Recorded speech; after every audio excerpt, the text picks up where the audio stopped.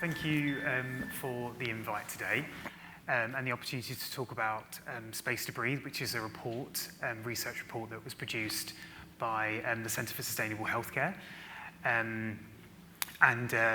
My name, obviously, as you can see from the slide, is Dan Loveard, and I'm the Greenspace for Health project lead at the Centre for Sustainable Healthcare, and I'll shorten that now to CSH for ease.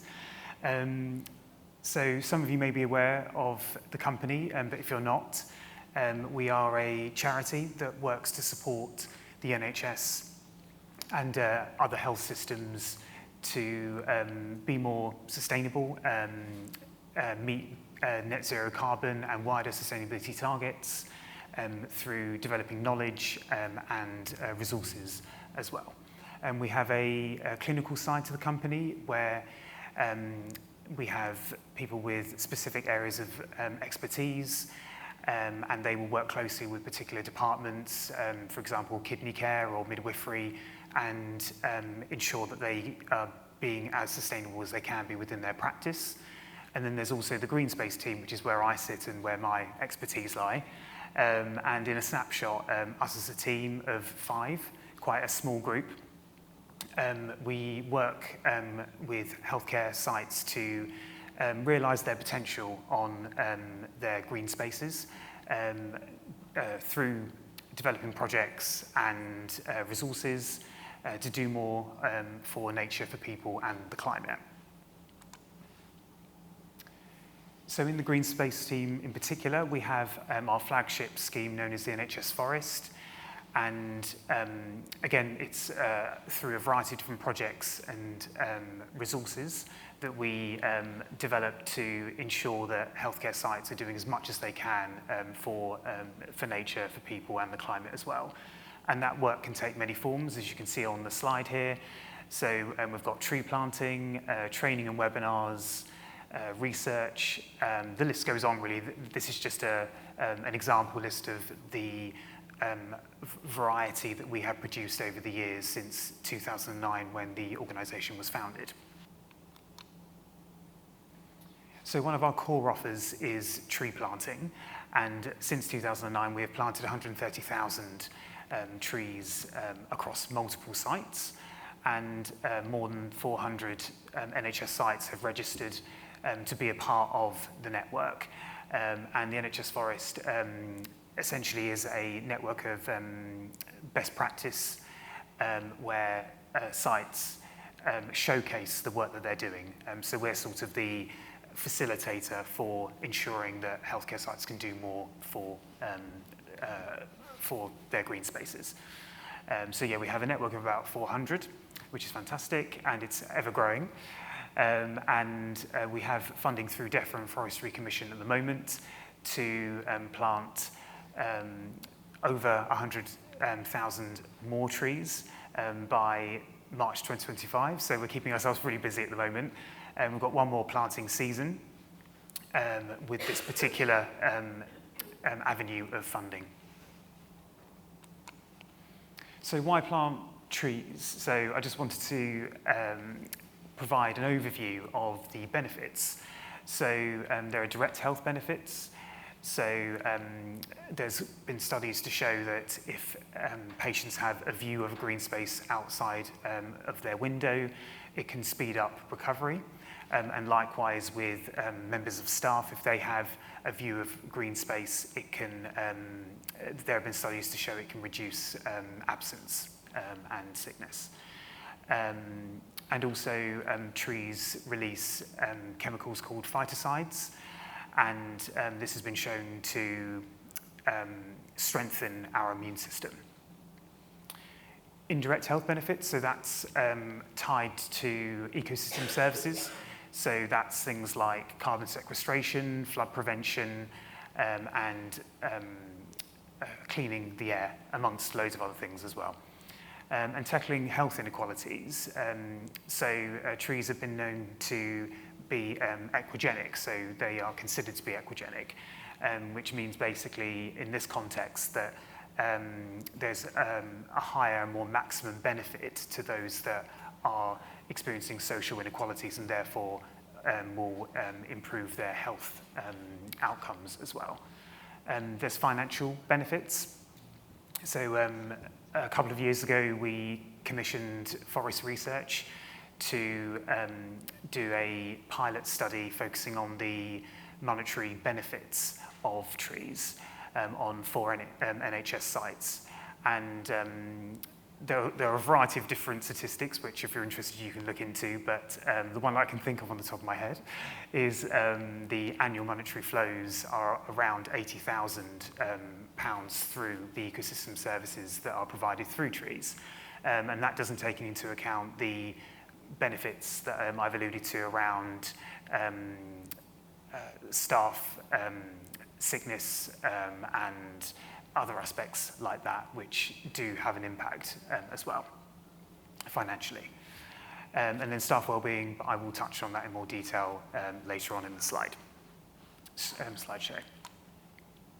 So I just wanted to also mention more broadly the wider benefits of nature. So there is a growing evidence base out there, and on our website, NHS Forest, you can just type that into Google. We do have a catalogue of evidence that you can use to help reinforce some cases to potentially key decision makers around some of these studies. So I haven't made reference to them just because of the busyness of a slideshow, but please do go and deep dive into those. So there's the physical well-being, which I have briefly touched on. It encourages us to be more active. It can lower our blood pressure and can be a pain reliever as well. Mental well-being around alleviating stress and symptoms of anxiety and depression. And this concept of attention restoration, it's quite a new thing for me that I wasn't so aware of, but it's around how nature can be restorative, and there's sort of 3 main areas of this where we have directed attention, which is what I'm doing now. So I'm working and talking, and that it involves me involving my whole attention and capacity, if you like. And then there's hard fascination, which is similarly, it's taking your whole attention. So it might be if you're watching TV or on social media. And then there's soft fascination, which is where nature comes into this context, where you may watch a waterfall or watch the trees in the wind moving. That you can appreciate in a different way, and it doesn't take your whole attention, and it can allow your mind to wander.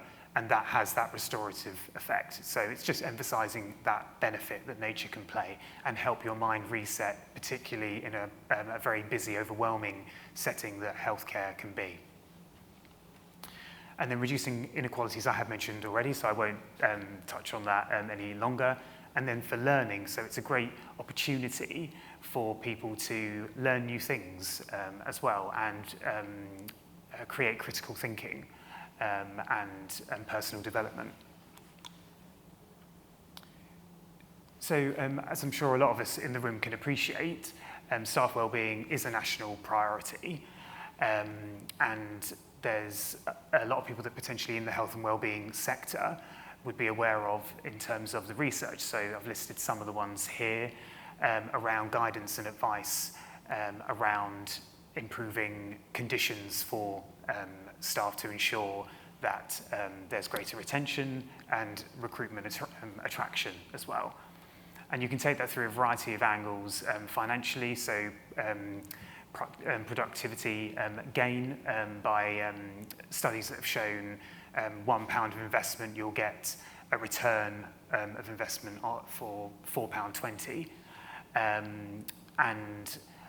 Sustainability, making sure that there isn't that turnover in staff, and recruitment attraction and retention, like I've mentioned as well. So this leads me on to the Space to Breathe report, which is the study that I have been brought here to talk about. So it was a year-long study supported by the Health Foundation, and was in partnership with the University of Essex. And essentially the main context to it was around exploring the benefits of green space and a key role it can play in staff wellbeing and creating better conditions for and strengthening staff and organisational culture as well. And we focused on 3 sites, which I will mention in more detail in a sec. So we've got Broomfield Hospital, and that was one of the sites, the main acute hospital that we had, and the largest site in Essex. So this is just providing an overview of the work that they have done for green space work and encouraging staff to participate and connect with nature on their grounds. So they have a variety of different land to work with, so they've been quite fortunate in the potential of things that they can do to develop their green space. So they have woodlands, lawns and gardens, amongst other things. They have a natural health service initiative where it's focused on volunteer development, and staff is a part of that, and involving opportunities for horticultural skills to be developed within the mix. And then also they have a wellbeing terrace where they've got a variety of different planters and other things for staff to enjoy in a recreational way, like games, which has been popular with staff. Guild Lodge, so a secure mental health unit, a smaller organisation and site based in Preston.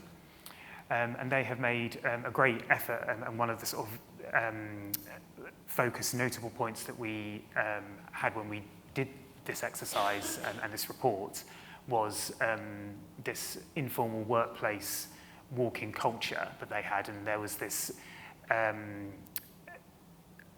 buy-in from senior leadership around encouraging staff to take breaks and utilise the local green spaces that they have. And then also they have a Grow Your Own project, which was another notable thing with this site, where they would grow produce and staff would be involved in that, and then that would be used within hospital kitchen settings as well, which is great for food autonomy. Then the last site was Mount Vernon Cancer Centre, so a specialist cancer centre in London, and they piloted outdoor lunchtime activities for staff, walking groups, and Qigong, which is a form of martial arts. And they have developed their green space. So as you can see on the photo, that's quite a big lawn, amenity grassland space. But now it's partly a meadow, which is, looks fantastic during the spring and summer. And staff were volunteering to be involved in that during work hours. So a part of the research and gaining the findings was through semi-structured interviews of 34 members of staff across the sites, and we engaged with green space leads and sustainability leads to identify staff who did or did not engage with green space at similar numbers, so we could have a broad range of insights. So just as an example, there were sort of as polar opposites. We have a clinical scientist who would arrive at work running or walking along a green route, and then during the summer would be out there 2 or 3 times a week going for a walk. And then on the flip side, you've got a nurse consultant who would spend her 10-hour shift in a treatment room with no windows and 8 in a windowless office. So yeah, here's a bit of an overview of some of the information we captured around how staff would spend time in green space. So some of the ones include eating lunch outside, so taking their breaks outside, and having meetings outside.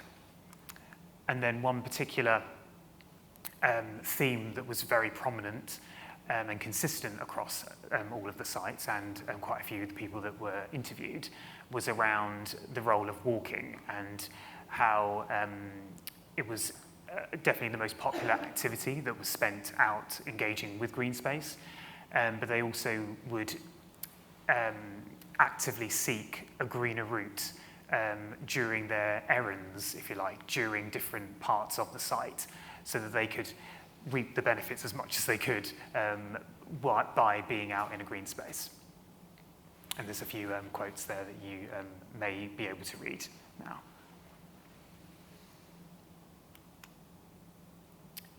So also we captured information on the benefits that they felt they experienced during green space at work. So some of them being reducing stress and being in a relaxing and calming space. So yeah, just expanding on that. So there was that sense of fresh air, a sense of space, and breathing freely, which influenced the name of the report, Space to Breathe. Another key aspect was how people felt refreshed and recharged to then go back to their contact hours in the work setting as well. So also in terms of work-related benefits, so when they are during their contact hours with patients or colleagues, a common theme that came through was the therapeutic benefits it would have for patients.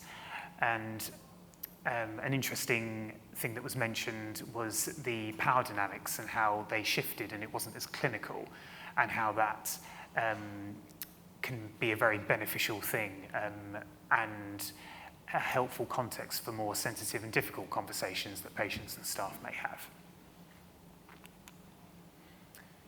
So we also explored barriers, and coincidentally, they all became Ps. They just, it was quite easy to do 7 Ps of pressure of work being the main one. So that was, yeah, a fundamental barrier, as I'm sure all of you can imagine, frontline clinical staff in particular.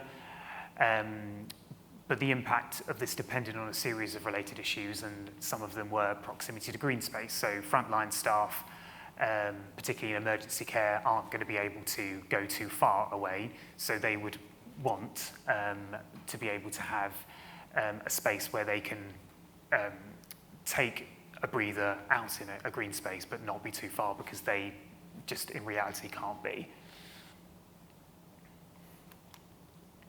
And also people mentioned around privacy and protection from patients.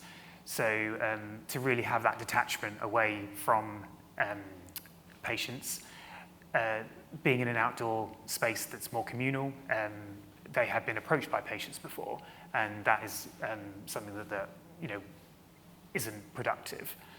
And also concerns around talking amongst colleagues around patients, which can obviously be issues for confidentiality purposes. And then there's also this thing around permission. So I've mentioned around this positive ethos and there being this buy-in from senior leadership and encouraging that walking culture and generally engagement with green space culture. And that sometimes has been the case, but then on the flip side, that hasn't always been the case with particular members of staff and just not feeling like they can. So the findings that took place through the interviews, that was scaled up to a questionnaire that was sent out to the 3 sites to all staff, and we had around 1,000 people respond, which was a good substantial amount of data that we could collect.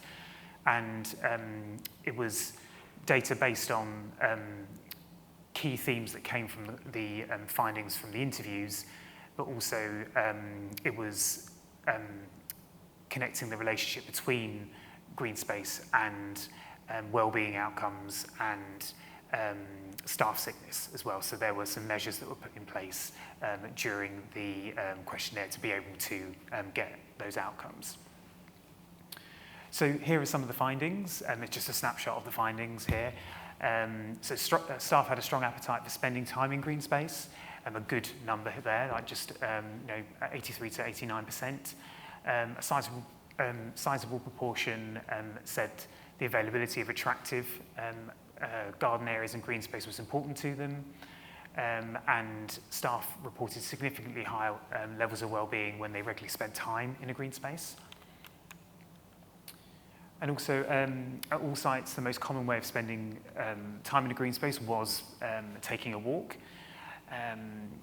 And walking in the course of work and noticing the site's green spaces was also important. And having organised recreational activities was less common, but the ones that did show higher levels of well-being. And then also people with face-to-face contact with patients were less likely to spend time in green space. But people with face-to-face contact with patients also had higher well-being levels. So that marrying those two together, where clinically appropriate, is likely to lead to a double benefit. So from those questionnaires and the interviews, we produced some recommendations, and here's a list of some of them, so I'll just touch on a few. Choosing accessible locations for staff, so as I mentioned before, really having that accessibility is really key, near wards, near offices, and providing comfortable seating areas, addressing staff concerns around privacy, creating and promoting green walking routes, offering organised recreational activities, and that has been shown to have some impact, particularly with the sites that we did cover within this report. And then also providing that supportive working culture through senior staff explicitly endorsing the use of green space. So if you are interested in finding out more about the Space to Breathe report, we have a summary version, which is on the left, and then we have the full version, which is on the right. So if you are interested, do take a photo of those now, or you can contact me via email, and I'm more than happy to share, or you can just type it into Google, and I'm sure you'll find it. So that's the sort of main bit around the staff wellbeing aspect of things, but I just wanted to wrap up with a few other bits in relation to the wider projects that we have at the Centre for Sustainable Healthcare in the Green Space team. So I mentioned earlier around our tree offer, and it's a fully funded tree offer. So this could be a good way to kickstart your green space developments, if that is something that you do within your work. So we provide a wide range of bundles between 10 and 240 with different themes to suit the site. So it could be urban related or pollinator friendly related, or a mixture. We also are interested and keen to engage with sites that are wanting to do larger scale tree planting for woodland creation purposes. And also tiny forests, so some of the trees can be dedicated towards tiny forests. And for those that don't know what that is, it's basically densely planted trees within a 200 metre square size, so about the size of a tennis court. And they're fast growing as well. And then we've got fruit trees as well, and we have orchard training that's connected to that because they can be quite tricky to manage and maintain. And the QR code there is to find out more about our tree offer if you are interested. Also, we have 34 sustainability networks within CSH, and they cover a variety of different specialisms, but the one that I'm involved in is Green Space for Health, and we have 750-ish members of that network. It's free to join, and it's basically a best practice network where you can share the projects that you're involved in and be inspired by what others are doing, amongst other things. So it's a really nice community to be a part of. And then lastly, we have our conference. So you may be aware that the NHS Forest have been hosting for quite a few years now a NHS conference on an annual basis. And the theme this year is Healthy Spaces, Integrating Trees and Green Space into the NHS. It's on the 4th of October, so coming up quite soon. It's a hybrid event, so the in-person element is at Glenfield Hospital in Leicester. and there are a few spaces left if you are interested in attending in person and networking in that way. It's free, but we would love if you donated as well, but there's no obligation to do so. And then there is the online side of things where there isn't a restriction on capacity. So you'd still be able to watch and listen to all of the talks under those core sessions and those themes. And our keynote speaker is Flo Headlam, and you may recognise her as being one of the presenters at Gardener's World. So she has a background in horticulture and 20 years in the charity sector, so it would be great to have her a part of the event. So yeah, thank you very much for listening and still being here after a whole busy day of different talks. And my email address is there, should you wish to get in contact with me about specifically the report and the staff wellbeing element of greenspace, but also other greenspace projects that you might be interested with exploring and developing. Thank you very much.